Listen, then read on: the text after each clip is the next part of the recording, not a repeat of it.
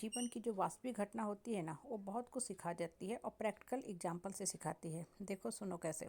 मेरी मोबाइल है, उससे बहुत सा डाटा भरा हुआ है, बहुत सा फ़ोटो जो समय के साथ भरते जाता है। उसको चूँकि आदमी छोड़ देता है, डेली डेली डिलीट नहीं करता, या दिन और देर डिलीट नहीं करता है कि जैसे ही हम कुछ मैसेज आया है उसको दिन और देर डिलीट कर दें, अनवांटेड फाइल को हटा दें, तो लंबे समय के बाद वो बहुत इकट्ठा हो जाता है। नया सेट में ली तो मैंने दुकान वाले को बोला कि कॉपी कर दो सारा डाटा को नए सेट में। तो उसने बोला कि आपका पहले से ही इतना भरा हुआ है, इतने फाइल्स हैं, इसमें पिक्चर हैं, इंफॉर्मेशन है, कि ये सारे आपके नए सेट में जाएंगे तो फिर नया सेट भी आपका हेवी हो जाएगा, वो भी चलना बंद हो जाएगा। हालांकि नया सेट का आपका जीबी बहुत ज़्यादा है, तो इसका कोई फ़ायदा नहीं होगा। कुछ समय के बाद ये नया सेट भी पुराने सेट की तरह चलना बंद कर देगा। तो मैंने हटाना शुरू किया तो बहुत समय लगा।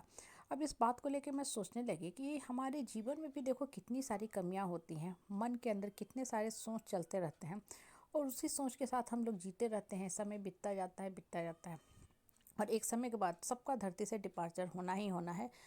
ये यूनिवर्सल ट्रूथ है, अटल सत्य है कि समय के साथ आपको निकल ही जाना है। आपको एक काम के लिए धरती पे भेजा गया है, उसमें अलग अलग लाइफ का फेज होता है। बचपन होता है, स्टूडेंट लाइफ आता है, कॉलेज लाइफ होता है, जॉब करते हैं, शादी करते हैं, फिर और भी आगे की रिस्पॉन्सिबिलिटी निभाते निभाते एक दिन ये शरीर थक जाता है। ओके, टाटा बाय बाय हम करके जाते हैं। अब देखो, अगर कोई इंसान बहुत रो के क्लब के जीवन में रहता है, मान लो कमज़ोर बन के रहता है, तो अगले जन्म में भी तो वो कमज़ोर बन के ही आया रहेगा। फिर वो कमज़ोर आत्मा बन के धरती पे आएगा, फिर उसको परिवार के लोग तंग करेंगे। इस जन्म में वो कुंठित मानसिकता के साथ जिया, अपने आप को कोसता रहा, भाग्य को कोसता रहा, लोग उसके ऊपर चढ़ के रहते थे, वो बेचारा बन के रहा। तो अगले जन्म में भी तो वो आत्मा किसी शरीर में ही प्रवेश करेगी, तो फिर वही होगा। तो क्यों ना हम अपने आप को स्ट्रांग बना के रखें, क्यों ना हम मोबाइल के अनवांटेड फाइल की तरह अनवांटेड इन्फॉर्मेशन, अनवांटेड लोग, अनवांटेड थॉट्स को डिलीट कर दें और ख़ुद को सशक्त बना लें। जब हम सशक्त बन के रहेंगे तो अगले जन्म में भी एक सशक्त आत्मा नए शरीर में प्रवेश करेगी। हम सकारात्मक सोच के साथ जीवन शुरू करेंगे। अगर बच्चा है, मान लो शुरू में पढ़ने में कमज़ोर था या पढ़ाई के प्रति सिंसियर नहीं था, बहुत बार होते हैं बच्चे को नहीं उतना सजगता होती है भविष्य के प्रति।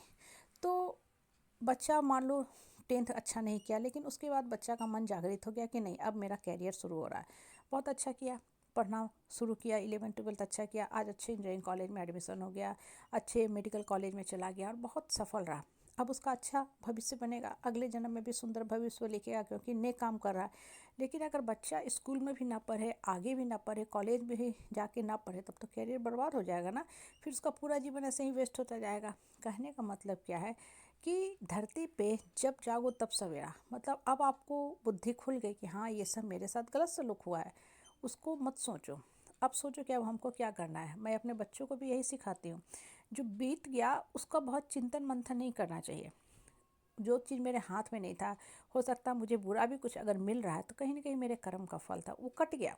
अगर हम कहीं गिर भी गए हैं तो शुक्रिया करो कि भाई गिरे ही हमको, बाकी तो मेरा पूरा शरीर का बॉडी पार्ट ठीक है ना। ठीक है, एक पैर में चोट लगी, कुछ दिन अपना पट्टा पट्टी बांध के रख लेंगे, मलहम पट्टी करके रखेंगे, ठीक है, बाकी शरीर तो ठीक है। इसी पार्ट पे मेरा ग्रहण था या कर्म का फल भुगतना था। जीवन में भी वही होता है। ठीक है, आपको XYZ आदमी से परेशानी हो रही है, या अभी कुछ दिन आपका परेशानी चलेगा, क्योंकि जब तक आपका कर्म नहीं कटेगा उसकी भी एक आयु होती है। जैसे हर बीमारी की एक आयु होती है ना, कितने दिन तक दवा खाना है। टीबी का 9 महीने नॉर्मली बोला जाता है, कुछ बीमारी का लंबे समय तक दवा खाना पड़ता है, कुछ बीमारी लाइलाज भी हो जाते हैं। तो वो सब कुछ चीज़ें जो होती हैं इंसान के हाथ में नहीं होती है। वहाँ पे बस हम अपने आप को समझा के शांतिपूर्वक जीवन जी सकते हैं। क्योंकि हर दिन अगर अशांति मन रहेगा ना, तो आप खुद में फील करोगे सर में बहुत भारी हेडेक हो रहा है, सर आपको हमेशा भारी भारी लगेगा, और आपकी क्रियाशीलता जो है, काम करने की गति कम होती जाएगी। फिर आपको ये जीवन ही बोझ लगेगा, आपको लगेगा क्या फ़ायदा इस जीवन का, हम तो कुछ इंजॉय ही नहीं कर पा रहे हैं। चेहरा भी बुझा बुझा रहता है। क्यों? क्योंकि जब मन से प्रसन्न नहीं रहोगे, दिमाग हल्का नहीं रहेगा ना, तो आप खुद में देखना, आपका कॉस्मेटिक करने का कोई फ़ायदा नहीं है। मैं बहुत कॉस्मेटिक फेशियल ये सब अपने ऊपर नहीं करती, हालांकि मैं इसके खिलाफ़ नहीं हूँ, करना चाहिए, अच्छा लगता है, बट मैं खुद फील करती हूँ इससे अच्छा तो मैं मन को शांत रखूँ, साउंड स्लीप में सोऊं, वही मेरे चेहरे के लिए काफ़ी है। मेरे चेहरे को खूबसूरत वही बनाती है, मन की शांति, ना कि ये कॉस्मेटिक। क्योंकि नॉर्मली होता क्या है, कॉस्मेटिक ना यूज करो तो बर्बाद हो जाता है, पैसा की वेस्टिंग है, और कोई भी कॉस्मेटिक कम रेट का नहीं आता है। कहने का मतलब क्या है कि हमको अपने आप को सशक्त करना है, मजबूत करना है, मन और आत्मा को शांतिपूर्वक